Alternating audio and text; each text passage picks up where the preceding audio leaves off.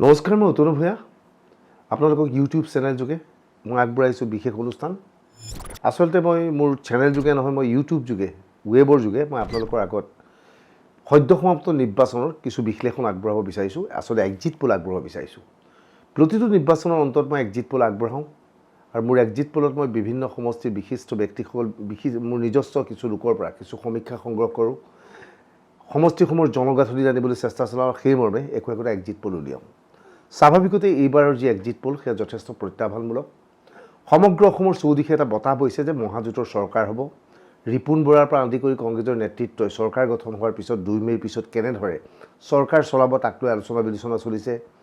বিভিন্ন মহলত আলোচনা চলিছে এইবাৰ মহাজোঁটৰ চৰকাৰ হ'ব, কিন্তু প্ৰকৃততে কাৰ চৰকাৰ হ'ব। মই ব্যক্তিগতভাৱে সমগ্ৰ ৰাজ্যত যি সমীক্ষা চলাইছিলোঁ, কেৱল মই সমীক্ষা চলাই শান্ত থকা নাছিলোঁ, মই নিজে উজনি অসম উত্তৰ অসমৰ কিছু অংশ ভ্ৰমণ কৰিবলৈ চেষ্টা চলাইছিলোঁ। নিৰ্বাচনৰ পিছত বিভিন্ন পৰিৱেশ পৰিস্থিতি অধ্যয়ন কৰাৰ অন্তত মই মোৰ যি সমীক্ষা পাইছোঁ সেই সমীক্ষা অনুসৰি আপোনালোকক ক'ব বিচাৰোঁ যে 2 মে'ত যি ফলাফল ঘোষণা কৰা হ'ব, হয়তো সন্ধিয়া 5 বজাৰ পিছত বা দুপৰীয়া 2 বা 3 বজাৰ পিছত আপুনি নিশ্চিতভাৱে ক'ব পাৰিব যে অসমত পৰৱৰ্তী চৰকাৰখন হ'ব বিজেপিৰ চৰকাৰ। হয়, অসমত পুনৰ বিজেপিৰ চৰকাৰ হ'ব। কংগ্ৰেছ, বামপন্থী, AIUDF, BPF, আঞ্চলিক গণমৰ্চা আদি মিলি যি মহাজোঁটবন্ধন গঠন কৰিছিল, সেই মহাজোঁটবন্ধনে চৰকাৰ গঠন কৰিব বুলি দাবী কৰিছিল যদিও কাৰ্যত অসমত তেওঁলোকে চৰকাৰ গঠন কৰিব নোৱাৰিব। অসমত চৰকাৰ হ'ব বিজেপিৰ মিত্ৰজোঁটৰ। মই যি সমীক্ষা চলাইছোঁ সেই সমীক্ষাৰ পৰা আপোনালোকক এটা তথ্য ক'ব বিচাৰোঁ যে মোৰ ধাৰণা, মোৰ এক্সিট পোল মতে অসমত বিজেপি আৰু মিত্ৰগোটে 70 বা 75খন আসন লাভ কৰিবলৈ সক্ষম হ'ব।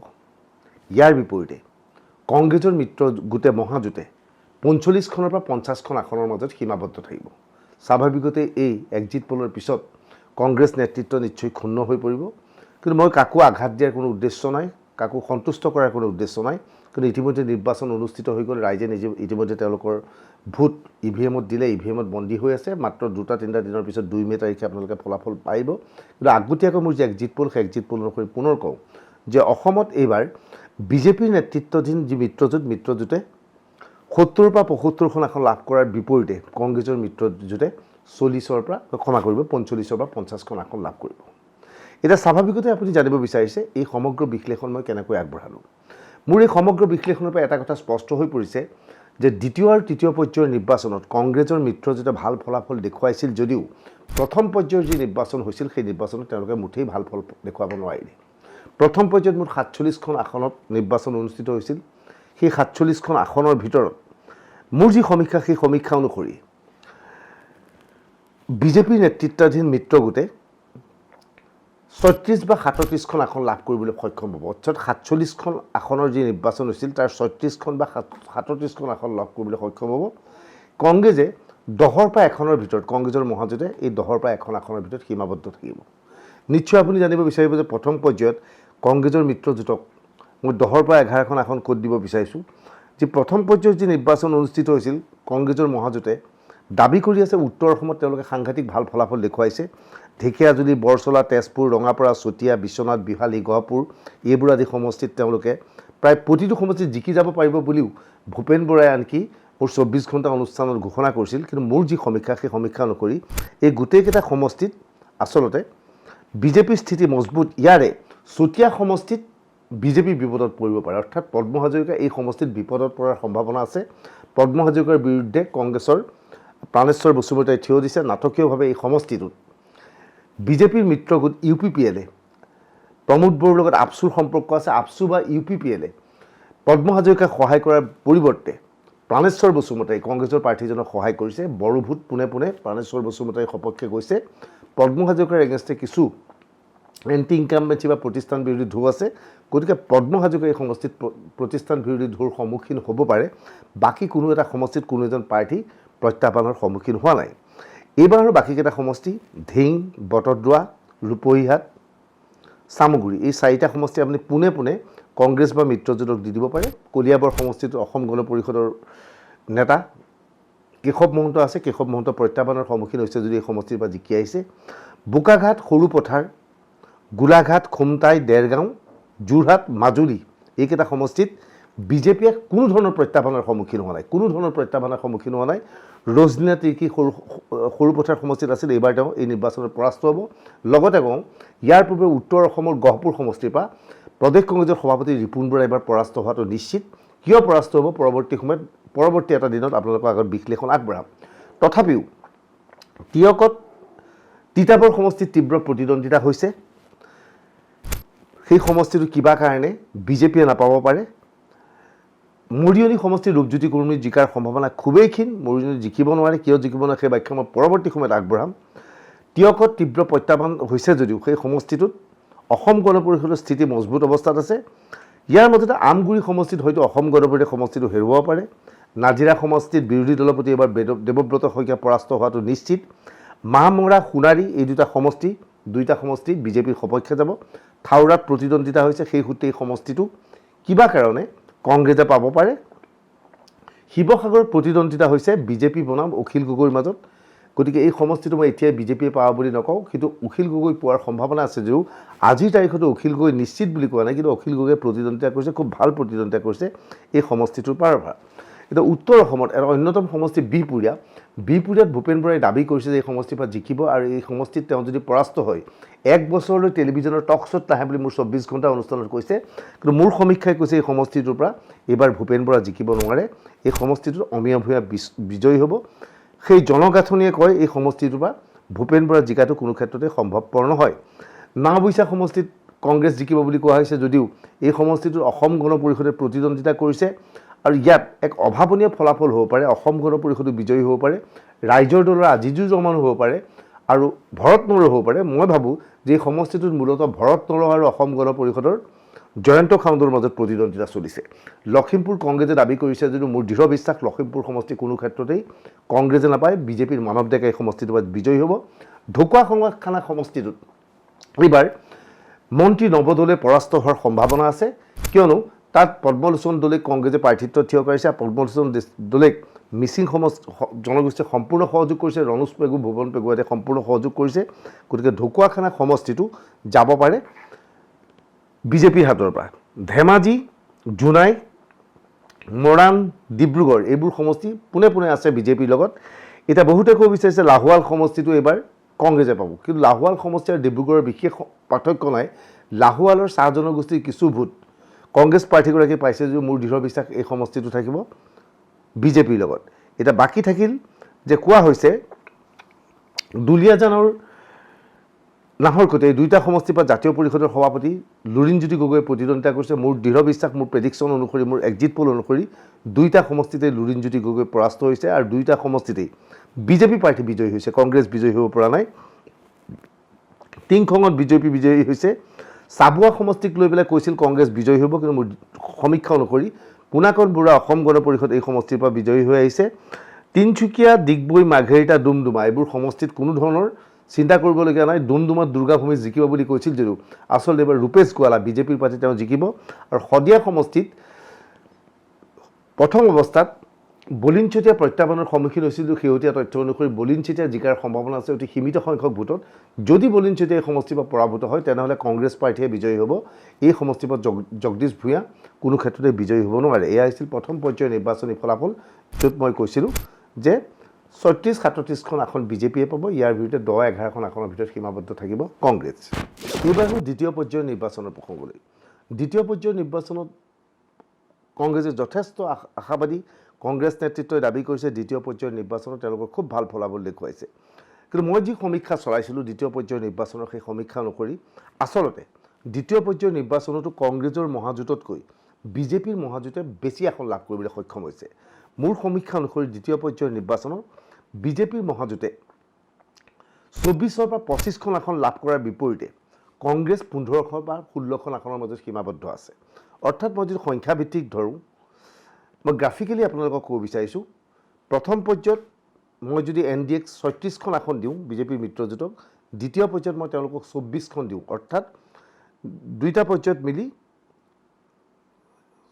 ৬০খন আসন ইতিমধ্যে বিজেপিয়ে লাভ কৰিছে বিজেপিৰ মিত্ৰগোটে ইতিমধ্যে ৬-৪-১০ ৩-৪-৬ ৬০খন আসন ইতিমধ্যে প্ৰথম আৰু দ্বিতীয় পৰ্যায়তে বিজেপিয়ে লাভ কৰিছে ইয়াৰ বিপৰীতে কংগ্ৰেছৰ মহাজোঁটে প্ৰথম আৰু দ্বিতীয় পৰ্যায়ক লৈ কেৱল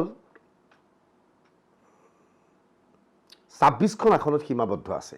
এতিয়া আপুনি জানিব বিচাৰিব নিশ্চয় যে মই কিহৰ ভিত্তিত দ্বিতীয় পৰ্যায়ত বিজেপিয়ে এনে সংখ্যা পাইছে বুলি কৈছোঁ।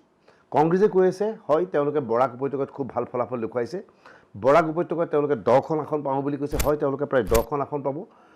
বিজেপিয়ে 5খন কৈছে বুলি ক'লেও মই ভাবোঁ যে বিজেপিয়ে 7খন আসনো পাই যাব পাৰে। আৰু আনকি কমলাক্ষ পুৰকায়স্থৰ নিচিনা যিখন আসনত কৰিমগঞ্জৰ এইখন আসনৰ পৰা কংগ্ৰেছ নিশ্চিত কমলাক্ষ জিকিব, কমলাক্ষ হাৰি গ'লেও আচৰিত হ'বলগীয়া একো নাই। তথাপিও মই ভাবোঁ যে তাত 10খন আসন 15খনৰ ভিতৰত 10খন আসন লাভ কৰিব কংগ্ৰেছে, 5খন আসন থাকিব বিজেপিৰ মিত্ৰগোটে। কিন্তু কাৰ্বি আংলং স্বায়ত্ত পৰিষদ আৰু NC হিলছৰ মুঠ 5খন আসনৰ আটাইকেইখন আসনেই থাকিব বিজেপিৰ লগত, অৰ্থাৎ বিজেপি 10খন আৰু কংগ্ৰেছ 10খন আসনত সীমাবদ্ধ হৈ আছে। কমলপুৰ, ৰঙিয়া, নলবাৰী এই 3খন আসন বিজেপিৰ সপক্ষে গৈছে। পানেৰী এইবাৰ UPPLে লাভ কৰিব। কলাইগাঁও তীব্ৰ প্ৰতিদ্বন্দ্বিতা হৈছে যদিও মই আসনখন BPFৰ সমৰ্থনো দিব বিচাৰিছোঁ। চিপাঝাৰ আসনখন বিজেপিয়ে লাভ কৰিছে। কিয় লাভ কৰিছে তাৰ ব্যাখ্যা মই পৰৱৰ্তী ভিডিঅ'ত আগবঢ়াম। মঙলদৈ আসনখনত তীব্ৰ প্ৰতিদ্বন্দ্বিতা হৈছে যদিও আসনখন মই কংগ্ৰেছক দিব বিচাৰোঁ। দলগাঁও এইবাৰ AIDFে লাভ কৰাৰ পূৰ্ণ সম্ভাৱনা আছে।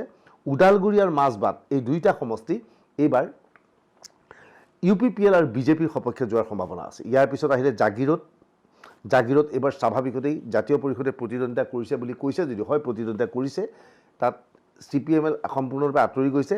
ঠিক মই এইখিনি কওঁ যে CPIM এই ৰঙিয়া চিটটো তেওঁলোকে পাম বুলি বামপন্থীয়ে পাম বুলি কংগ্ৰেছে দাবী কৰিছে, কিন্তু নাই পোৱা। এখন কোনো ক্ষেত্ৰতেই বামপন্থীয়ে নাপায়, ভৱেশ কলিতা পুনৰ জিকিব। আৰু মৰিগাঁও সমষ্টিটো ৰমাকান্ত দেউৰী জিকিব, জাগিৰোডত বিজু হাজৰিকা জিকিব। ৰহা সমষ্টিটো তীব্ৰ প্ৰতিদ্বন্দ্বিতা হৈছে, সেই সমষ্টিটো অগপৰ এডভান্টেজ আছে যদিও মই সেই সমষ্টিৰ তথাপিও আজিৰ তাৰিখত কংগ্ৰেছৰ সমৰ্থন দিব বিচাৰিছোঁ। লাহৰীঘাট সমষ্টিটো বিৰোধী কংগ্ৰেছৰ লগত দিব বিচাৰোঁ বা AIDFৰ বিসম্বাদী প্ৰাৰ্থীজনক বিচাৰিছোঁ। নগাঁও, বৰহমপুৰ তাক লৈ বিভিন্নজনে প্ৰশ্ন কৰিছে। এই দুইখন আসন বিজেপিয়ে নাপায় বুলি কৈছে, কিন্তু মই কৈছোঁ মোৰ সমীক্ষাই কৈছে নগাঁও, বৰহমপুৰ দুইখন আসন বিজেপিয়ে পাইছে। অৰ্থাৎ সুৰেশ বৰা বৰহমপুৰৰ শক্তিশালী প্ৰাৰ্থী, মোৰ সমীক্ষা অনুসৰি সুৰেশ বৰা এই নিৰ্বাচনত পৰাস্ত হৈছে। যমুনামুখ, হোজাই, লামডিং ইয়াৰে যমুনামুখখন কংগ্ৰেছৰ মিত্ৰজোঁটে পাইছে আৰু হোজাই, লামডিং দুইখন আসন বিজেপিৰ মিত্ৰগোটে লাভ কৰিছে। সেই সূত্ৰে মই ক'ব বিচাৰিছোঁ দ্বিতীয় পৰ্যায়ৰ নিৰ্বাচনত বিজেপিৰ মিত্ৰগোটে 24-25খন আসন আৰু কংগ্ৰেছৰ মিত্ৰগোটে 14-15খন আসনৰ মাজতে সীমাবদ্ধ থাকিবলগীয়া হৈছে। এইবাৰো তৃতীয় পৰ্যায়ৰ নিৰ্বাচন। তৃতীয় পৰ্যায়ৰ নিৰ্বাচনক লৈ কংগ্ৰেছৰ মহাজোঁট সাংঘাতিক আশাবাদী। তেওঁলোকে দাবী কৰিছে খুব ভাল ফলাফল দেখুৱাইছে। আটাইকেইটা পৰ্যায়ৰ ভিতৰত এই পৰ্যায়তেই খুব ভাল ফলাফল হৈছে তেওঁলোকৰ। তেওঁলোকে এই ভাল ফলাফল হৈছে বুলি দাবী কৰাৰ মূলতঃ সংখ্যালঘু অধ্যুষিত অঞ্চল হৈছিল আৰু বড়ো অধ্যুষিত অঞ্চলত হৈছিল। আৰু বিৰাট আশাবাদী কংগ্ৰেছৰ মহাজোঁট যে BPFে ভাল ফলাফল দেখুৱাইছে, কংগ্ৰেছ UDFে ভাল ফলাফল দেখুৱাইছে, গতিকে তেওঁলোকৰ ভাল হ'ব। কিন্তু মোৰ সমীক্ষা অনুসৰি তৃতীয় পৰ্যায়ৰ নিৰ্বাচনত বিজেপিৰ মিত্ৰগোটে 18খন আসন লাভ কৰিছে, 40খনৰ ভিতৰত 18খন আসন লাভ কৰিছে। কংগ্ৰেছৰ মিত্ৰগোটে এইবাৰহে NDAতকৈ আগবাঢ়িছে, অৰ্থাৎ থাৰ্ড পৰ্যায়ৰ ইলেকশ্যনত 22খন আসন আগবাঢ়িবলৈ সক্ষম হৈছে কংগ্ৰেছৰ মহাজোঁট। অৰ্থাৎ NDA 18খন আৰু কংগ্ৰেছৰ মহাজোঁটে 22খন আসন। এতিয়া আপোনালোকে জানিব বিচাৰিব কোনকেইখন আসন মই কাক দিব বিচাৰিছোঁ। মানকাছাৰ কংগ্ৰেছৰ মিত্ৰজোঁট, চাউথ চালমাৰা কংগ্ৰেছৰ মিত্ৰজোঁট, ধুবুৰী কংগ্ৰেছৰ মিত্ৰজোঁট, গৌৰীপুৰ কংগ্ৰেছৰ মিত্ৰজোঁট। কিন্তু গোলোকগঞ্জ এইবাৰ পুনৰ অচিনাৰে বিজয়ী হ'ব পাৰে। যে গোলোকগঞ্জ সমষ্টিৰ পৰা দেখা গৈছে আবু তাহেৰ বেপাৰী এইবাৰ প্ৰতিদ্বন্দ্বিতা কৰিছে নিৰ্দলীয় ৰূপত কংগ্ৰেছৰ এসময়ৰ শক্তিশালী নেতা। আৰু আবু তাহেৰ বেপাৰীয়ে যদিহে 30-40 হাজাৰ সংখ্যালঘুৰ ভোট কঢ়িয়াই নিব পাৰে তেনেহ'লে এই সমষ্টিটো বিজেপিৰ দখললৈ আহিব। বিলাসীপাৰা ৱেষ্ট ইষ্ট এই দুইটা সমষ্টি মই দিব বিচাৰিছোঁ কংগ্ৰেছক। গোসাইগাঁও সমষ্টিটো এইবাৰ BPFৰ হাতৰ পৰা যোৱাৰ সম্ভাৱনা আছে, সমষ্টিটো UPPLে পাব পাৰে। কোকৰাঝাৰ ৱেষ্ট এইবাৰ BPFৰ লগত থাকিব। কোকৰাঝাৰ ইষ্ট প্ৰমীলাৰাণী ব্ৰহ্ম পৰাস্ত হ'ব মোৰ সমীক্ষা অনুসৰি। আৰু চিডলি সমষ্টি চন্দন ব্ৰহ্ম এইবাৰ সমষ্টিৰ পৰা পৰাস্ত হ'ব। এই দুইটা সমষ্টি UPPLে পাব। অথচ কংগ্ৰেছৰ মিত্ৰজোঁটে আশা কৰিছে যে এই দুইটা আসন BPFে লাভ কৰিব। বঙাইগাঁও এইবাৰ পুনৰ বিজেপি মিত্ৰজোঁটৰ দখলত। বিজনী এইবাৰ পুনৰ বিজেপিয়ে লাভ কৰাৰ পূৰ্ণ সম্ভাৱনা আছে। তাত UPPL আৰু BPF থিয় হৈছে যদিও বিজেপিয়ে ফ্ৰেণ্ডলি কণ্টেষ্ট কৰি এখনখন লাভ কৰাৰ সম্ভাৱনা আছে। অভয়াপুৰী নৰ্থ, অভয়াপুৰী চাউথ এই দুইখন সমষ্টি মই দিব বিচাৰিছোঁ কংগ্ৰেছৰ মহাজোঁটক। চন্দন চৰকাৰৰ পুত্ৰ প্ৰাক্তন মন্ত্ৰী এবাৰ বিজয়ী হৈ অহাটো প্ৰায় নিশ্চিত দুধনৈত বিজেপিৰ পৰা এবাৰ এই সমষ্টিটো কাঢ়ি নিব পাৰে কংগ্ৰেছে কিয়নো ইয়াত যিজন স্বৰ্গীয় নামৰ কংগ্ৰেছে প্ৰাৰ্থী থিয় কৰাইছে নাটকীয়ভাৱে তেওঁ বড়ো জনগোষ্ঠী হোৱাৰ কাৰণে UPPLA বা আপছুৱে তেওঁক সমৰ্থন জনাইছে তেওঁলোকে সমৰ্থন জনোৱা নাই বিজেপিৰ প্ৰাৰ্থীজনক গতিকে দুধনৈ সমষ্টিটো এবাৰ বিজেপিয়ে হেৰুৱাৰ সম্ভাৱনা আছে গোৱালপাৰা ইষ্ট ৱেষ্ট জলেশ্বৰ এই সৰভোগ এই গোটেইকেইটা সমষ্টি মই দিব বিচাৰিছোঁ কংগ্ৰেছৰ মিত্ৰগোটক কিন্তু ভৱানীপুৰ সমষ্টিত এবাৰ নাটকীয়ভাৱে তাত ফণী তালুকদাৰ উঠিছে মিত্ৰজোঁটৰ প্ৰাৰ্থী কিন্তু ফণী তালুকদাৰ পৰিৱৰ্তে এই সমষ্টিটোৰ পৰা ৰঞ্জিত ডেকা অসম গণ পৰিষদৰ প্ৰাৰ্থী বিজয়ী হোৱাৰ সম্ভাৱনা 100% আছে কিয় আছে সেই ব্যাখ্যা পৰৱৰ্তী সময়ত আগবঢ়াম পাটাচাৰকুছিত অভিলেখ সংখ্যক ভোটত বিজেপিৰ সভাপতি ৰঞ্জিত দাস জিকিছে ৰঞ্জিত দাসৰ প্ৰতিদ্বন্দ্বিতা কংগ্ৰেছৰ লগতে হৈছে অসম জাতীয় পৰিষদৰ উপসভাপতি নে কাৰ্যবাহী সভাপতি প্ৰবীন্দ্ৰ ডেকা ইয়াত কোনো প্ৰতিদ্বন্দ্বিতাত নাই তেওঁ তৃতীয় স্থানত আছে বৰপেটা জনিয় বাগবৰ চেঙা বকু ছয়গাঁও এই গোটেইকেইটা সমষ্টি কংগ্ৰেছৰ মিত্ৰজোঁটৰ লগত আছে কিন্তু পলাশবাৰী জালুকবাৰী দিছপুৰ গুৱাহাটী ৱেষ্ট আৰু হাজো এই গোটেইকেইটা সমষ্টি বিজেপিৰ লগত আছে হাজোত দুলু আহমেদে তীব্ৰ প্ৰতিদ্বন্দ্বিতা কৰিছে যদিও মই ভাবোঁ দুলু আহমেদ আৰু আনোৱাৰ হুছেইন কংগ্ৰেছৰ ভোট বিভাজনৰ ফলত সুমন হৰিপ্ৰিয়া বিজয়ী হোৱাৰ সম্ভাৱনা আছে তৎসত্ত্বেও এই সমষ্টিৰ পৰা যদি দুলু আহমেদ বিজয়ী হৈ যায় তাত আচৰিত হ'বলগীয়া একো নাই কিন্তু সমীকৰণে কয় দুলু আহমেদ জিকিব নালাগে তেওঁ জিকিব পাৰে মই নাজানো তামোলপুৰ সমষ্টিটো পুনৰ এইবাৰ BPFৰ পৰা কাঢ়ি ল'বলৈ সক্ষম হৈছে বিজেপিৰ মিত্ৰগোটে বাকী থাকিল বৰক্ষেত্ৰীৰ তীব্ৰ প্ৰতিদ্বন্দ্বিতা হৈছে বৰক্ষেত্ৰী এইবাৰ বিজেপিৰ পৰা কংগ্ৰেছে কাঢ়ি নিব পাৰে যদিহে কংগ্ৰেছ আৰু ADFৰ ভোট একত্ৰিত হৈছে তৎসত্ত্বেও কওঁ যে এই সমষ্টিটোৰ বিজেপি প্ৰাৰ্থী নাৰায়ণ ডেকা যথেষ্ট শক্তিশালী ধৰ্মপুৰ পুনৰ জিকিব চন্দ্ৰমোহন পাটোৱাৰী বৰম আৰু চাপাকুৰি এই দুইটা সমষ্টি BPFৰ পৰা এবাৰ কাঢ়ি লৈ যাব পাৰিব বিজেপিৰ মিত্ৰগোষ্ঠীয়ে গতিকে এনে অৱস্থাত সমগ্ৰ পৰিসংখ্যা চালে তৃতীয় পৰ্যায়ৰ নিৰ্বাচনত বিজেপিৰ মিত্ৰগোটে 18খন আৰু কংগ্ৰেছৰ মিত্ৰগোটে 22খন আসন পাব এটা সামগ্ৰিকভাৱে যদি গোটেই সমীক্ষাতে চাওঁ তেনেহ'লে এটা কথা নিশ্চিত যে বিজেপিৰ মিত্ৰগোটে 70-75খন আসন বা 80ৰ ওচৰা-ওচৰি পালেও আচৰিত হ'বলগীয়া নাই কংগ্ৰেছৰ মহাজোঁটে 45-50খন বা খুব ভাল হ'লে 55ৰ ওচৰে পাজৰে তেওঁলোক সীমাবদ্ধ থাকিব লাগিব এয়া ভাবোঁ নিৰ্বাচনী সমীক্ষা আৰু এই এটা কথা স্পষ্ট কথা কওঁ যদিহে বিজেপিৰ মিত্ৰগোটে 70খনৰ অধিক আসন দখল কৰিবলৈ পাৰে তেনেহ'লে ইয়াৰ বাবে আমি সকলোৱে ক্ৰেডিট দিব লাগিব হিমন্ত বিশ্ব শৰ্মাক এইবাৰ অসমৰ নিৰ্বাচনত বিজেপি হৈ অকলে এজন মানুহে যুঁজিছে সেই মানুহজন হৈছে হিমন্ত বিশ্ব শৰ্মাৰ ৰণকৌশল অনুসৰিয়েই সমগ্ৰ প্ৰক্ৰিয়া চলিছে আৰু যি সমীকৰণ এক্সিট পোলে দেখাই দিছে হিমন্ত বিশ্ব শৰ্মাই যেনেকৈ ভাবিছে তেনেকৈ কামবোৰ হৈছে যেন ধাৰণা হৈছে যদি সেই শুদ্ধ প্ৰমাণিত হয় তেনেহ'লে মই ভাবোঁ যে আগন্তুক নিৰ্বাচনত বিজেপিয়ে মুখ্যমন্ত্ৰী পদপ্ৰাৰ্থী হিচাপে হিমন্ত বিশ্ব শৰ্মাক প্ৰক্ষেপ কৰাটো অতিকৈ প্ৰয়োজন হ'ব আৰু হিমন্ত বিশ্ব শৰ্মা মুখ্যমন্ত্ৰীৰ ৰূপে থিয় কৰিলেহে ভৱিষ্যতে বিজেপি আৰু সাংগঠনিকভাৱে অধিক শক্তিশালী হ'ব পাৰিব হয়তো এইখিনি সময়তেই মুখ্যমন্ত্ৰী সৰ্বানন্দ সোণোৱালক ৰাজ্যসভাৰ জৰিয়তে দিল্লীলৈ পঠিয়াই কেন্দ্ৰীয় মন্ত্ৰীৰ দায়িত্ব দি অসমত হিমন্ত বিশ্ব শৰ্মাক মুখ্যমন্ত্ৰীৰ দায়িত্ব দিবলৈ বিজেপি নেতৃত্বই চেষ্টা চলাব আৰু অসমত এইবাৰ যিসকল লোকে বিজেপিৰ সপক্ষে ভোট দিছে তেওঁলোকৰ অধিকাংশই সৰ্বানন্দ সোণোৱালৰ পৰিৱৰ্তে হিমন্ত বিশ্ব শৰ্মাৰ মুখখন চাই ভোট দিছে গতিকে আশা কৰা হৈছে হিমন্ত বিশ্ব শৰ্মাক যদিহে 70+ সিট বিজেপিয়ে লাভ কৰে মুখ্যমন্ত্ৰীৰ ৰূপে প্ৰক্ষেপ কৰিব বিজেপিৰ নেতৃত্বই এয়া আছিল মোৰ সমীক্ষা এই সমীক্ষাৰ পৰা স্পষ্ট কথা যে অসমত বিজেপিৰ চৰকাৰ হ'ব কিন্তু মুখ্যমন্ত্ৰী কোন হ'ব হিমন্ত বিশ্ব শৰ্মা হ'ব লাগে বুলি বিভিন্নজনে দাবী কৰিছে নাজানো যে কেন্দ্ৰীয় নেতৃত্বই কি সিদ্ধান্ত লয় ধন্যবাদ শুভৰাত্ৰি